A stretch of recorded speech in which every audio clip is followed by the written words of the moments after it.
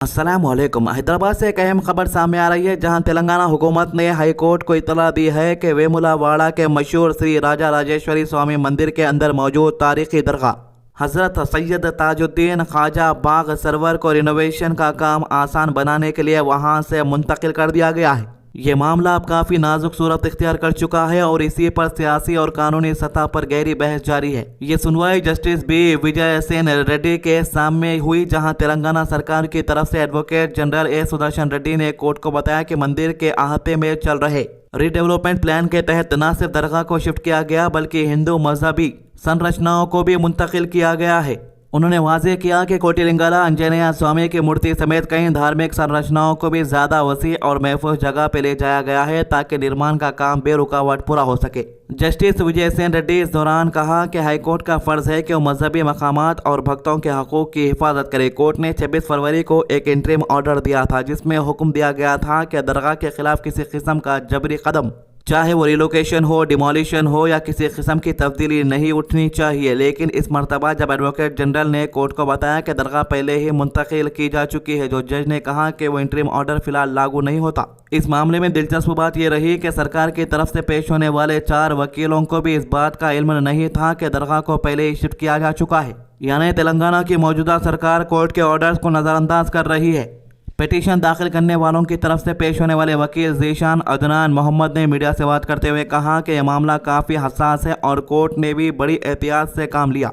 उनका कहना था कि अगर ये किसी फर्दी या प्राइवेट मिल्कियत का मामला होता तो शायद कोर्ट ज़्यादा सख्ती दिखाता। हाईकोर्ट इस वक्त मोहम्मद नाजिमा की तरफ से दाखिल की गई एक पिटीशन पर सुनवाई कर रहा है। इस पिटीशन में राजना सिलसिला डिस्ट्रिक्ट प्रशासन और मंदिर अथॉरिटी पर इल्ज़ाम लगाया गया है कि उन्होंने दरगाह के गिर्द गैर कानूनी फेंसिंग, बैरिकेड्स और रुकावट पैदा की। पिटीशन में यह भी कहा गया कि दरगाह तक पहुंचने में लोगों को मुश्किल का सामना करना पड़ रहा है। पिटीशनर के वकील ने दलाइल देते हुए ये कहा है कि दरगाह तकरीबन 800 साल पुरानी है और वेमुलावाड़ा मंदिर के साथ सदियों से कौमी एकता और भाईचारे की निशानी बनी हुई है। उनका कहना था कि मुतवल्ली को कानून के तहत दरगाह की रिलोकेशन पर रजामंदी देने का इख्तियार नहीं है। ये इख्तियार सिर्फ तेलंगाना स्टेट वक्फ बोर्ड के पास है, जैसे कि वक्फ एक्ट के सेक्शन 51 में वाज़ेह तौर पर लिखा गया है। इसके अलावा पिटिशनर की तरफ से प्लेसेस ऑफ वर्शिप एक्ट के सेक्शन 3 का भी हवाला दिया गया है। इस कानून के मुताबिक किसी भी इबादतगाह को किसी दूसरे मजहब या उसी मजहब के किसी और फिरके के लिए तब्दील नहीं किया जा सकता। वकील ने यह भी कहा कि फरवरी तक दरगाह अपनी असल जगह पर मंदिर के अंदर ही मौजूद थी और कोर्ट से दरख्वास्त की गई कि उसे उसी मकाम पर महफूज रखा जाए। लेकिन हाईकोर्ट ने फिलहाल पिटिशनर को कोई फौरी राहत देने से इनकार कर दिया। कोर्ट ने सरकार को हिदायत दी कि वो 16 मार्च तक अपना काउंटर एफिडेविट दाखिल करे। अगली सुनवाई भी 16 मार्च को मुकर्रर की गई है। ज़ीशान मोहम्मद ने मीडिया को बताया कि पहले जो ऑर्डर पास हो चुके हैं, अब वो इस रिट पिटीशन के फिलहाल फैसले के नतीजे पर मबनी होगा। इस पूरे मामले ने इलाके में बहस को जन्म दिया है। एक तरफ सरकार का कहना है कि रीडेवलपमेंट और सहूलियत के लिए यह कदम ज़रूरी था, जबकि दूसरी तरफ पिटीशनर दाखिल करने वाले कुछ और मकामी अफराद इसे तारीखी और मजहबी अहमियत के खिलाफ करार दे रहे हैं। अब सबकी नज़रें 16 मार्च की सुनवाई पर टिकी हुई है, जहां यह तय होगा कि आगे का रुख क्या होगा और कोर्ट इस नाजुक मामले में क्या फैसला सुनाता है। तो इसके अलावा मिनिस्ट्री ऑफ होम अफेयर्स ने तमाम रियासतों और यूनियन टेरिटरीज को एक अहम एडवाइजरी जारी की है, जिसमें कहा गया है कि प्रो ईरान रेडिकल पिक्चर्स पर सख्त नज़र रखी जाए। यह हिदायत हाल ही में अमेरिका और इसराइल की तरफ से ईरान पर की गई स्ट्राइक के बाद जारी की गई है। हुकूमत का कहना है कि इंटरनेशनल सूरत हाल का असर मुल्क के अंदर अमन व अमान कानून की सूरत हाल पर ना पड़े, इसलिए पहले ही एहतियाती कदम उठाना जरूरी है। 28 फरवरी को जारी किया गया एक खत में वजारत दाखिला ने रियासती हुकूमत को हिदायत दी कि वो सोशल मीडिया पर भी गहरी नज़र रखे। ख़ास तौर पर उन अफराद और हैंडल्स को मॉनिटर करने को कहा गया है जो इंतहाई पसंदीदा या ग्लोबल टेरर ग्रुप से जुड़े हुए हो सकते हैं। हुकूमत का मानना है कि ऐसे लोग इंटरनेशनल वाक़यात का फ़ायदा उठाकर मुल्क के अंदर भड़काने वाली तकरीरें या पैगामात फैला सकते हैं, जिससे अमन व अमान का मसला पैदा हो सकता है। इसके साथ ही मरकज़ ने यह भी हिदायत दी है कि यूनाइटेड स्टेट्स और इसराइल के सफारती इदारों, एम्बेसीज, कौंसलेट और उनसे मुतालिक तमाम डिप्लोमेटिक मकामात की सिक्योरिटी मजबूत की जाए। हुकूमत का कहना है कि किसी भी नाखुशगवार वाक़े को रोकने के लिए सिक्योरिटी बंदोबस्त सख्त करना ज़रूरी है ताकि मुल्क में अमन और सुकून बरकरार रहे। जिम्मेदार अफसरान ने इस एडवाइजरी को एक एहतियाती कदम करार दिया है, जिसका मकसद सिर्फ इतना है कि ग्लोबल डेवलपमेंट्स को कोई मनफी असर भारत के अंदर ना पड़े।